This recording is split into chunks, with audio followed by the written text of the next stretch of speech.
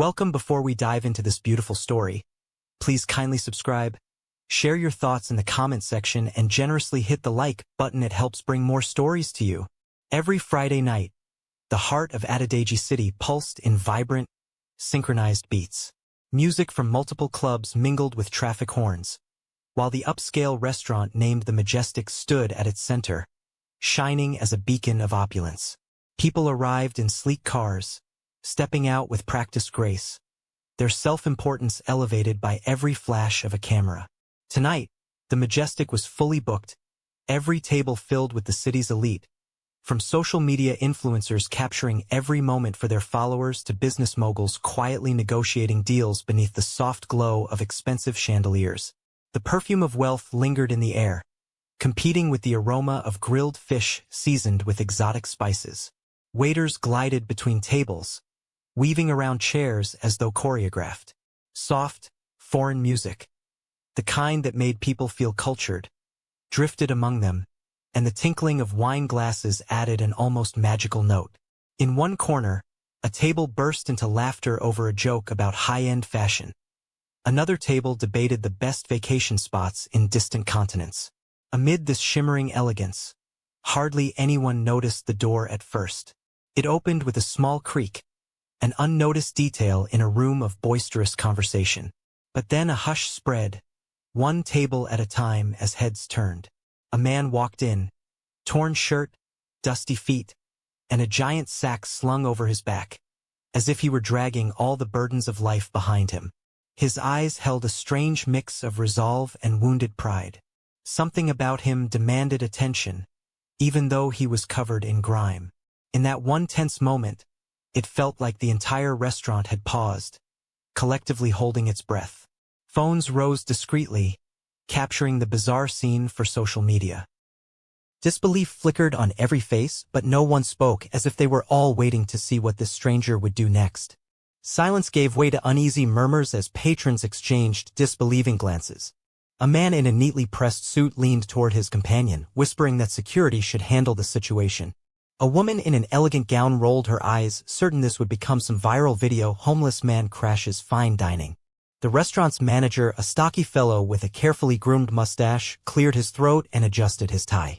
He signaled one of the waiters to approach the newcomer.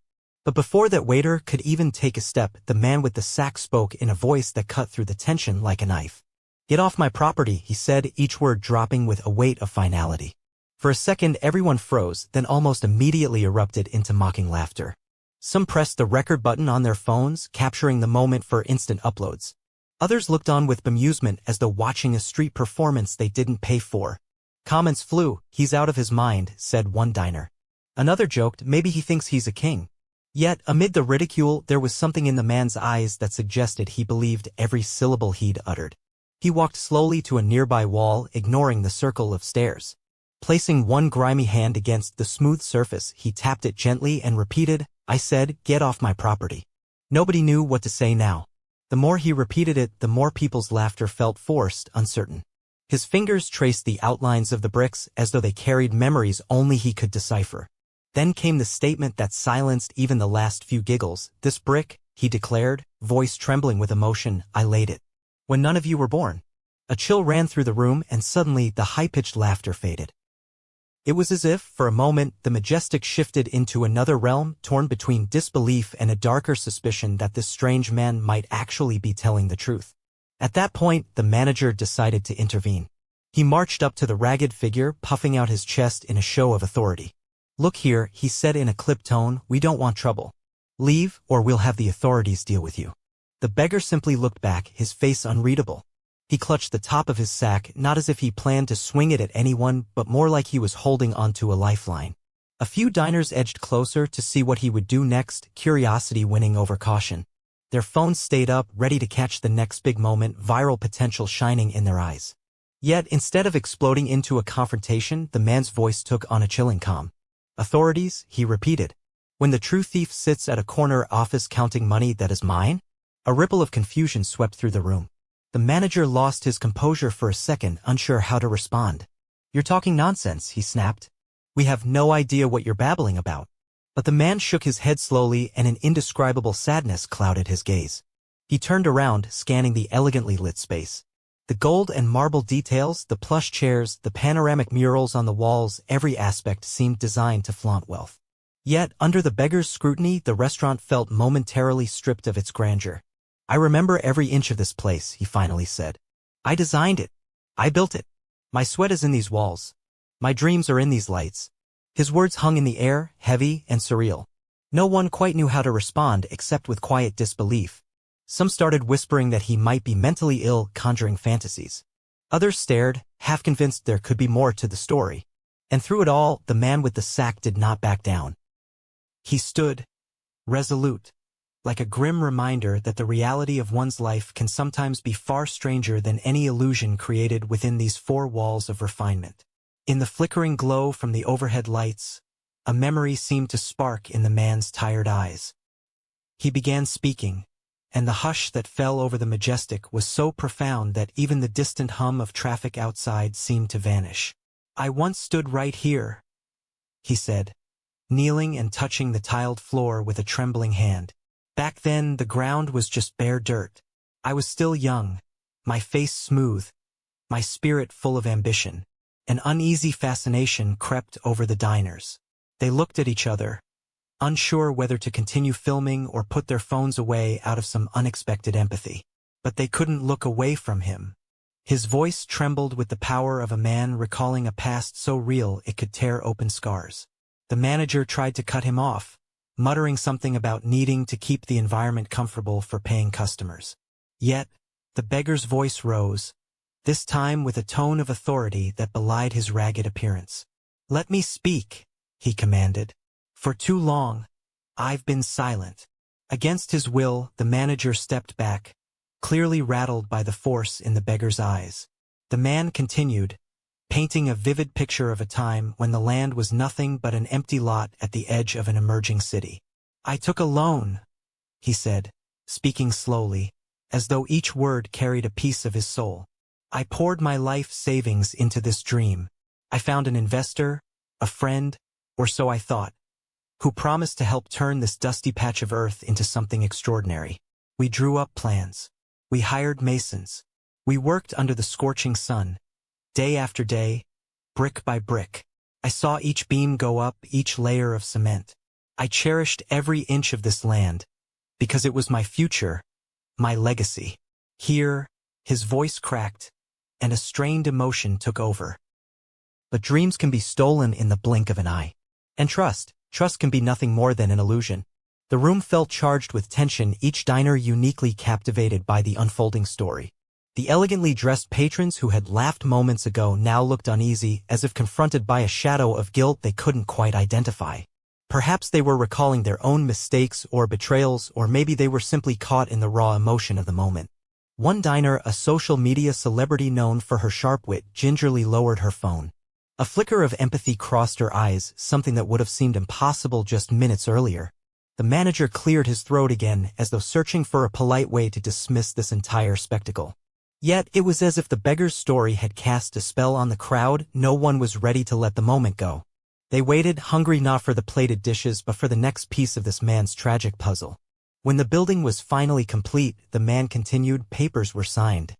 We had a small ceremony, a few close friends, a couple of officials. I was in the highest spirits. It was my dream come true to open a place where people could gather, celebrate, and honor the promise the city held. But you see, he paused, tears threatening to break free in his eyes. Paper can be a weapon if you don't understand it. My friend, my investor, he forged documents. He outmaneuvered me in ways I couldn't imagine. By the time I realized it, every legal pathway was blocked. He had the property under his name, and I was left with nothing but the clothes on my back. A gasp rippled through the diners. Some looked at the beggar's torn shirt and dusty feet with fresh eyes, imagining a man who had once walked these halls in triumph. The manager's face twitched, torn between professional decorum and the gut realization that something monumental was unfolding. The beggar exhaled as though the weight of his tale had momentarily lifted. But the haunting sadness in his eyes remained, reflecting years of homelessness and bitterness. The majestic seemed to hold its breath, waiting for his next words. People often loved a good scandal or a tragic story, but this felt personal, almost too close for comfort in a room that prided itself on refinement. Softly, a voice called out from a table in the back, "Is there any proof?" Documents? This single question hung in the air, marking the difference between a riveting tale and cold, verifiable reality. The beggar's gaze flickered toward the speaker. For a brief moment, fury flashed in his eyes, an anger born from years of not being believed, of living in a society that demanded evidence before offering even the slightest empathy. Then he seemed to quell that rage, swallowing the bitterness as if he had done it countless times before. Proof, he echoed softly, turning to the manager. They're calling security, or maybe the police, to remove me. I stand here with nothing but a sack while men in suits look at me like I'm dirt. Many in the crowd bristled with guilt, recalling how quickly they had dismissed him. But yes, he continued, voice brittle, I do have something. It's a piece of paper I salvaged from the day I was forced out. My life's last anchor of hope. He carefully rummaged through his sack, the tension in the restaurant intensifying. At this moment, the waitstaff hovered at the edges, uncertain whether to forcibly remove him or watch history unfold. Finally, the beggar pulled out a folded, weathered document and held it close to his chest. This was signed by the founder, he said in a near whisper. At least, it has his real signature. I've carried it through years of sleeping in alleys, rummaging for food. I've almost lost it more times than I can count. But it's all I have, and it's what brought me back here. To remind those walls that I once built them with my bare hands. A solemn hush spread, as though even the walls themselves were listening, ready to testify on his behalf. No one dared to stir as the beggar clutched that aging paper. Even the manager stood still, his confident veneer cracking. He glanced around at the customers, suddenly aware this spectacle was no typical nuisance. This was a reckoning.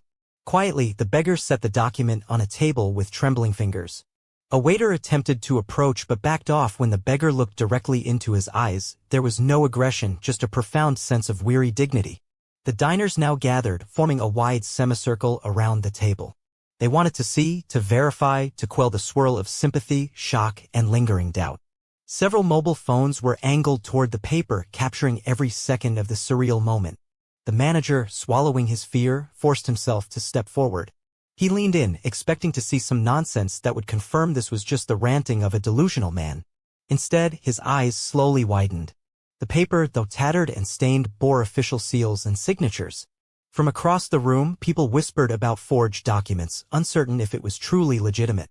But something about the details, dates, stamps, the name of the founder, sent a cold shiver through the manager's spine. "Where did you get this?" he asked, voice low. "I told you," the beggar replied. "I was the one who found this land. I was the one who poured my soul into every inch of it. I was betrayed, but I never let go of the truth." A tight hush settled. The same diners who had jeered at him moments before now found themselves hoping, against reason, that the paper would exonerate him. Everyone loved an underdog story, but this was real life, not a bedtime tale. Could it be that they were witnessing an actual injustice right here in the restaurant they so adored? The manager slowly raised his head, and for the first time his eyes revealed a flicker of doubt and guilt.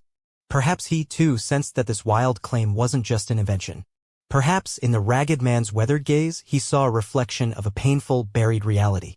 Uncertainty gripped the room like a physical force. The jazz tunes piped through the speakers seemed distant, muffled by the tension. A few brave souls inched closer, trying to read the text on the document. Others made concerned phone calls or typed frantic messages to associates who might confirm the restaurant's ownership records. From somewhere near the entrance, a scuffle erupted as security personnel finally arrived.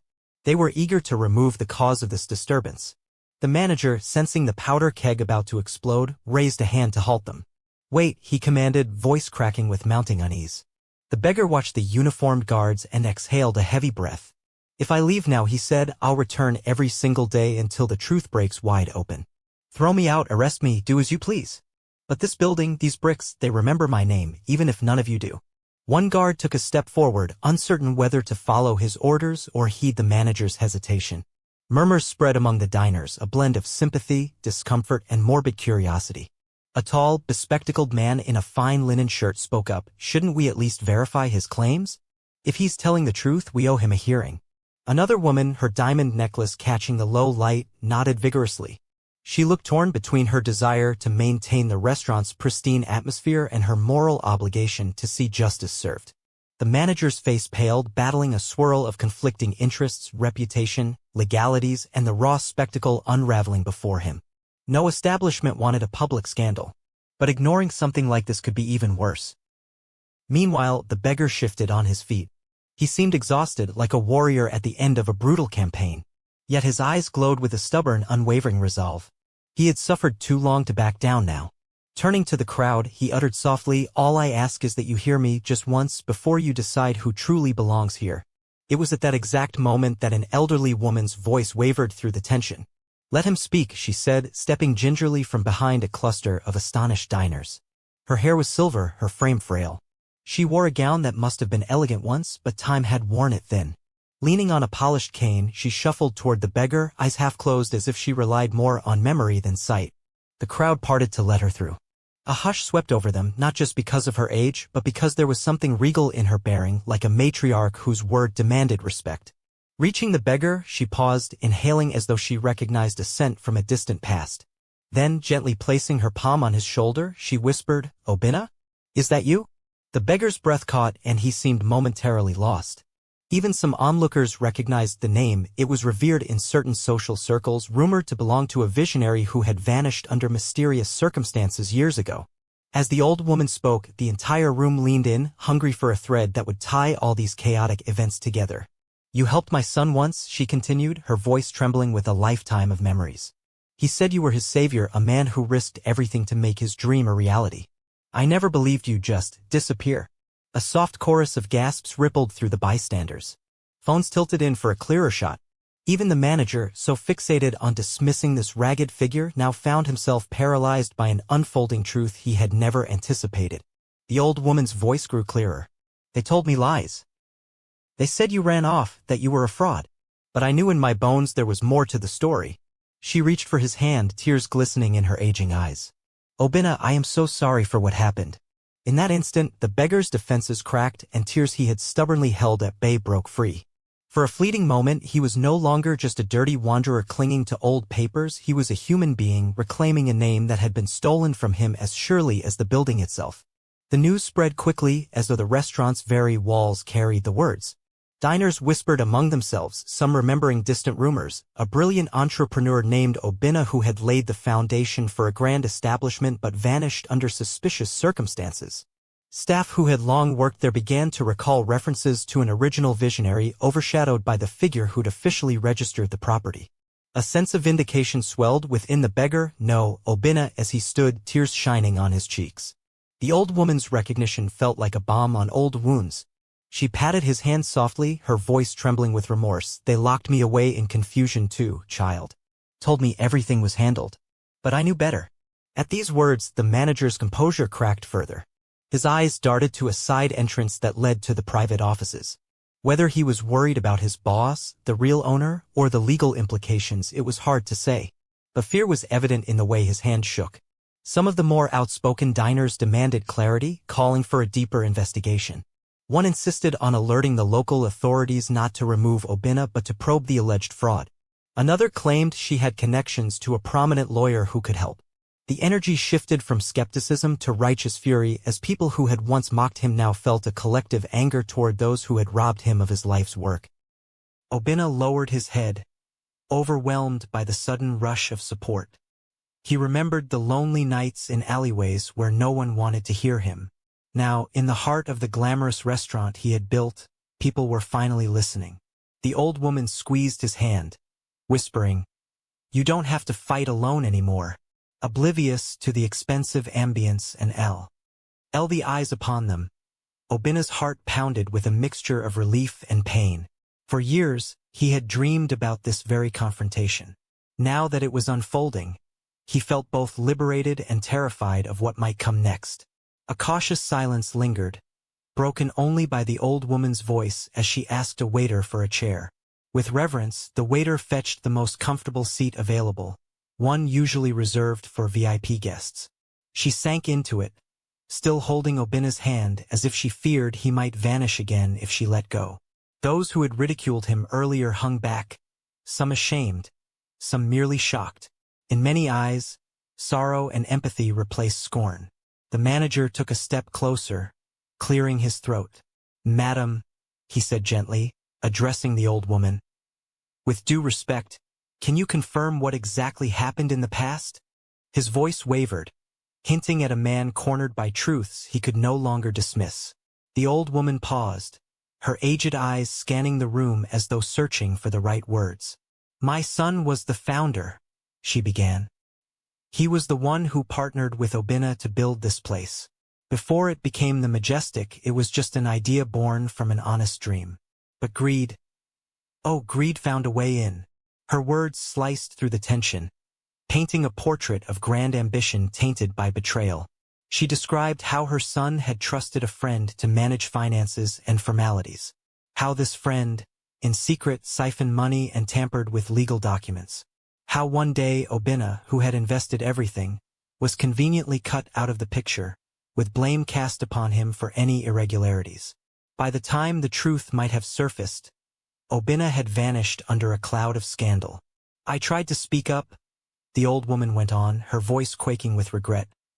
"But I was old, half-blind, and dependent on my son's so-called partner for care." A murmur of outrage rippled among the diners. Even the staff, some of whom had been employed for years, looked aghast, finally able to piece together lingering rumors with the living, breathing evidence standing before them. Obina gripped the chair's back, every muscle in his body tense. This was the story he had yearned for someone, anyone, to listen to. Now it was unfolding in the place he had once dared to call his biggest achievement. The weight of the old woman's testimony pressed on every ear. She produced a small, yellowed photograph from her handbag, a much younger Obina beaming with pride alongside a man who resembled her late son.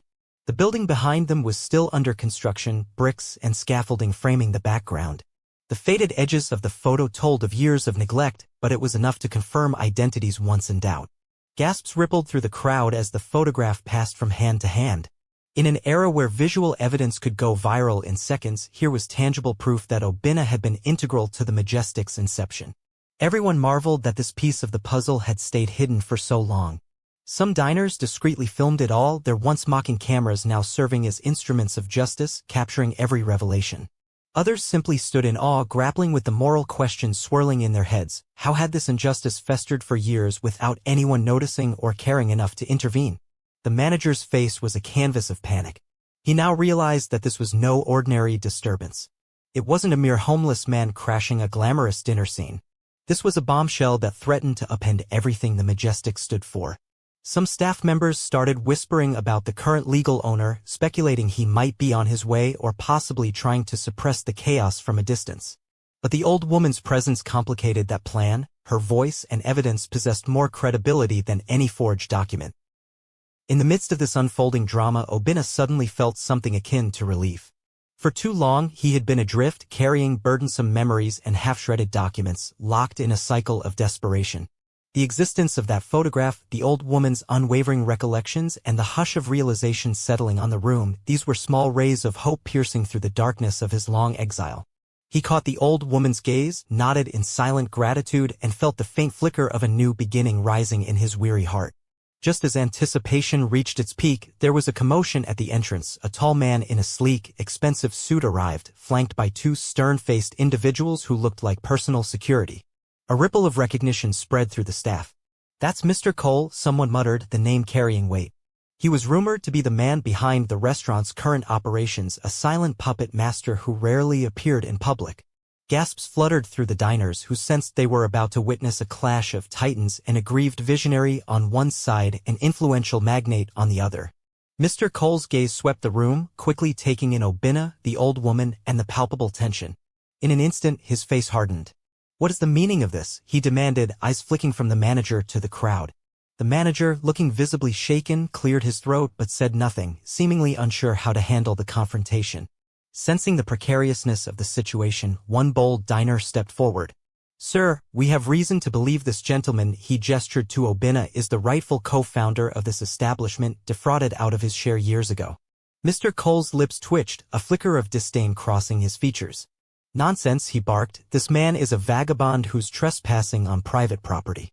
Security, remove him at once." Immediately, his guards began stepping forward, ready to force Obina out. A cacophony of protests erupted. Diners, staff, even the old woman shouted in objection. "Don't you dare," the woman cried, her frail voice trembling with fury. "I know him. He built this place. I have memories, pictures, your own mother would have confirmed it if she were alive." People formed a protective barrier around Obina. Phones rose higher, capturing Mr. Cole's every move. The tension was suffocating, a precarious tug-of-war between raw power and insistent truth. Now the question was whether the cold force of money and muscle would trample a man's last stand for justice. Or whether, for once, the truth would finally shine through, refusing to be buried again under a glossy veneer of wealth. The room seemed to vibrate with collective outrage, and Mr. Cole's composure slipped for a moment under the unflinching gaze of so many onlookers. His glance darted toward the old woman. He recognized her as the mother of the founder, someone who held undeniable moral authority in this scenario. Clearing his throat, he attempted a more refined tone, likely to placate the crowd. I assure you, there's been some misunderstanding. This establishment belongs to me through legal transactions that took place years ago.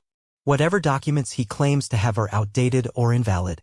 Obinna felt a surge of anger well up inside him. Years of unvoiced rage, humiliation, and heartbreak threatened to overflow. But he steadied himself. The old woman, still gripping his hand, fixed Mr. Cole with a gaze that was surprisingly fierce for someone so fragile in appearance. I was there, she said firmly. I heard my son speak of Obinna's dedication, his unwavering commitment. I heard about how you, my son's so-called friend, maneuvered to push him out after everything was in place. Shock rippled through the crowd. Even those who had suspected as much now felt the final pieces snap into place. Mr. Cole tried to feign disbelief, but beads of sweat dotted his forehead, betraying his rising panic. This is slander, he hissed. Do you realize the legal implications of what you're saying? The old woman shook her head sadly. Legal implications? You have the nerve to speak of them after forging papers and robbing a man of his life's work. A storm of murmurs rose. It was one thing to suspect wrongdoing. It was another to hear it stated so plainly by someone connected to the original founder. Sensing the threat of a full-blown scandal, Mr. Cole tried one last tactic: bribery. Let's settle this privately, he offered. I'm willing to compensate for any supposed wrongdoing. Let's not drag this out in front of everyone. A hush fell, and many diners raised eyebrows at the proposition. Obinna's heart pounded. He recalled how money had once seduced him into trusting the wrong person. But now, with nothing left to lose, he was no longer the naive dreamer. He stood rooted to the spot, unwilling to negotiate his dignity again. In the charged silence that followed, it became clear that a line had been drawn. Those who sided with truth and conscience, and those who stood behind the establishment's wealth and influence. Several diners, emboldened by the revelations, began to speak up, their collective voice pressing Mr. Cole for a real explanation. Some talked about how they had always admired the restaurant's grandeur but never suspected it might be built on stolen dreams. One middle-aged man, a local politician recognized for his activism, stepped forward, pointing a finger at Mr. Cole. If what we've heard is true, he said sternly, you'll face more than just a backlash from a handful of patrons. This city doesn't take kindly to high-profile fraud. A few staff members exchanged worried glances. Some secretly wanted to defend their employer. After all, their livelihoods were at stake. But the sheer moral weight of the accusations was undeniable. No one wanted to be complicit in burying the truth now that it had surfaced so vividly. Feeling the ground shift beneath him, Mr. Cole's gaze flicked back to Obinna, who stood quietly, clinging to that worn piece of paper and the old woman's unwavering support. Mr. Cole's jaw tightened as if he realized that, for once, he couldn't simply bully or pay off his problems. Fine, he said through gritted teeth. We can involve attorneys, but this discussion shouldn't be happening in front of a dining crowd. It's unseemly. Everyone needs to leave. The hush that followed was laced with disbelief. As if on cue, a few security staff stepped forward to usher patrons out. A wave of heated resistance erupted, diners refused to leave, staff hesitated, and phones continued to roll. It felt more like a protest than a glamorous night out. Trapped in a corner, Mr. Cole's expression hardened into one of grim realization. This was no longer just about chasing away a vagrant with wild claims. It was about the entire house of cards, built on deception, teetering at the edge of collapse. The old woman cleared her throat, lifting a trembling hand that somehow commanded more authority than any order Mr. Cole had ever given. No, she said softly but firmly. Let them stay. They deserve to see how this ends. Her words carried an unexpected weight, for she was the founder's mother, and that carried an almost ancestral claim. Even the security detail paused, unsure whether to proceed.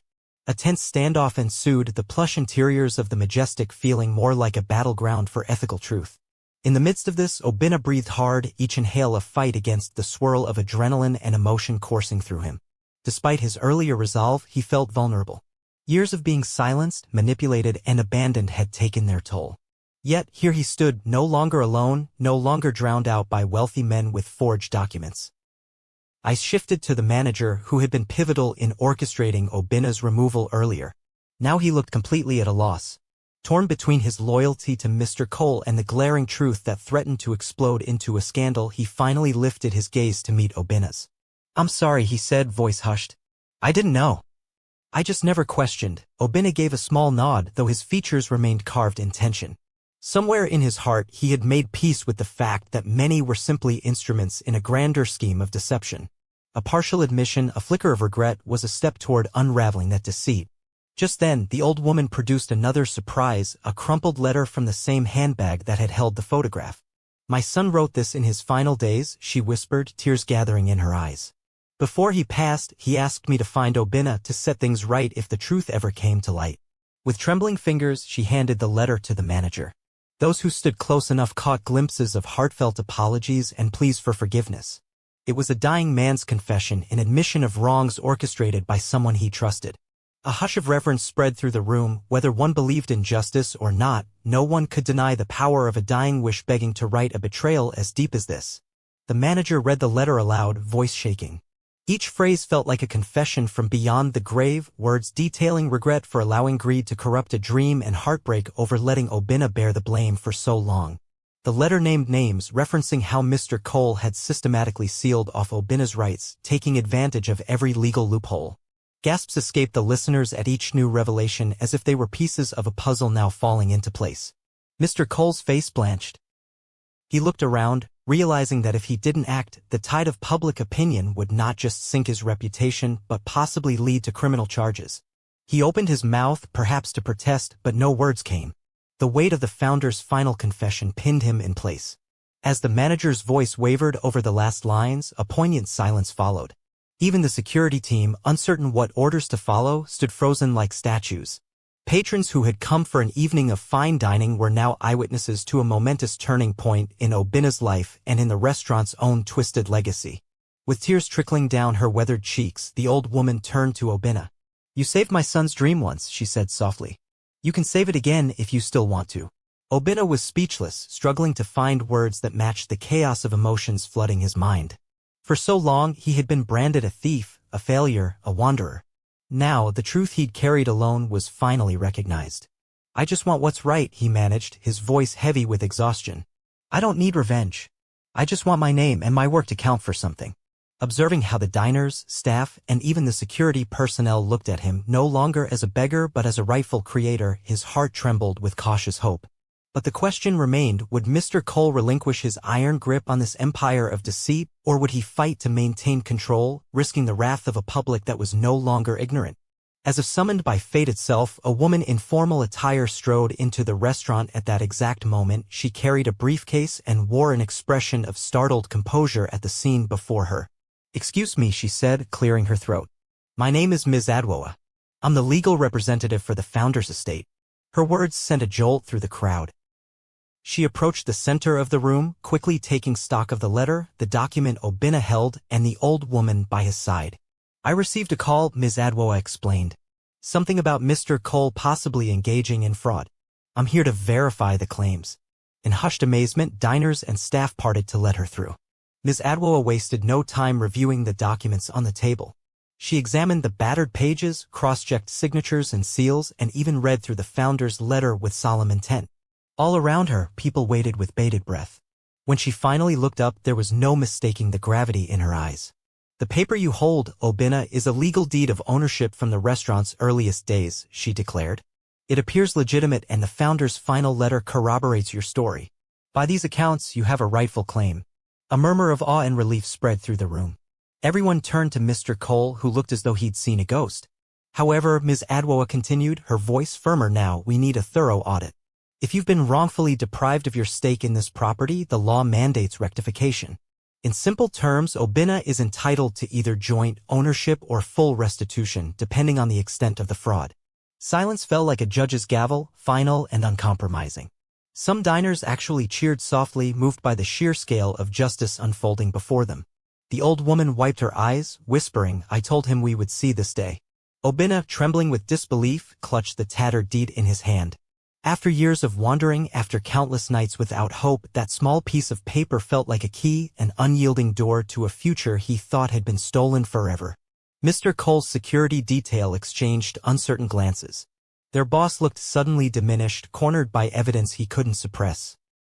"This is preposterous," he attempted, but his voice carried no conviction. Several phones were recording, and the rising sentiment in the room was clearly in Obinna's favor. Ms. Adwoa stood her ground. "You can contest it in court, of course," she said. "But these documents, along with the testimony of the founder's mother and the letter, form a compelling case. You do well to consider a settlement." At her words, Mr. Cole's facade finally cracked. With everyone watching, from outraged staff to high society diners, he realized his influence couldn't bury this truth any longer. Face taut with humiliation, he looked at Obinna, then the old woman, and then Ms. Adwoa. "What do you want?" he asked haltingly, though his tone was laced with a final vestige of pride. The old woman squeezed Obinna's hand gently, indicating that he should speak. After a moment, Obinna straightened, gathering the courage that had propelled him back here in the first place. "I want my name cleared," he began, voice shaking but resolute. "I want my rightful share, whether that means ownership or restitution. And I want the story told honestly. No more lies." The entire restaurant seemed to exhale a collective breath of relief. Some diners applauded softly, as if acknowledging a performance that was finally reaching its just conclusion. The manager closed his eyes, appearing to accept the inevitable. "Then we will settle," Mr. Cole muttered through clenched teeth, glancing warily at the phone cameras still pointed his way. "If the documents hold up legally, you can have what's yours." Despite the guarded tone of his words, it was a concession that felt monumental. Obinna could sense the tide turning. This was it, everything he had fought for, in the most unexpected but public setting imaginable. The applause grew, and it was no longer mocking or curious filming. It was genuine support, a standing ovation for a man who had finally reclaimed his voice in the very house he'd built. As the tension slowly diffused, the old woman's lips curved into a relieved smile. Diners put down their phones, not because they were done recording, but because they recognized the gravity of the moment and wanted to honor it. The once skeptical staff found themselves caught between apprehension and genuine joy. It was a scene almost too dramatic for real life, a testament to how sometimes, in the most unexpected of places, truth forces its way to the surface. Then Obinna, still trembling from the emotional weight, turned toward the exit. He walked with measured steps, his dust white feet crossing the polished floor like a king reclaiming his lost palace. At the doorway, he paused for one final glance at the establishment's shimmering lights and immaculate decor. Turning around to face the crowd, he let his gaze travel over every person who had mocked or doubted him, yet who had also witnessed this extraordinary unraveling of secrets. "Never judge a man by the dust on his feet," he said in a calm, resonant voice. "It could be gold in disguise." With that, he stepped out, the old woman beside him, and Ms. Adwoa following close behind. In the swirling aftershock, people at the Majestic felt as though they had awakened from a collective dream, one that exposed how easily appearances can betray the truth. Some were still wiping tears, others shook their heads in disbelief. But one thing was certain. No one who dined there that night would ever forget Obinna's story. And in the coming days, that story would go viral, spreading across social platforms, igniting debates about greed, justice, and redemption. Like the shimmering aftertaste of a powerful folk tale, Obinna's triumphant stand remains a reminder that truth, though buried for a time, can emerge in the most unthinkable places. To everyone watching or listening, if this story moved you, if it made you think twice about judging others, please like this video, subscribe to this channel for more captivating tales, and share with friends so we can spark meaningful conversations. And don't forget to drop a comment with your key lessons from this story. Let's keep this message alive and remind the world that even a dusty path can lead to golden destinies.